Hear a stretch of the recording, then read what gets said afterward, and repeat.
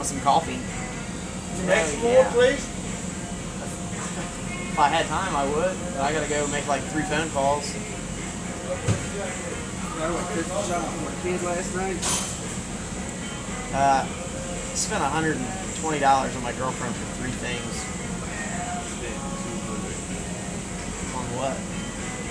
Well, that was on top of the $200 I already spent on her for a coat. Well, I got the Victoria's Secret, in case you're wondering, Kevin, is buy 3 get 3 free panties right now. Nice. I'm gonna have to go there. So I got some of those. I have some crotchless ones too, in case you're wondering. Hell yeah. I'm gonna need those.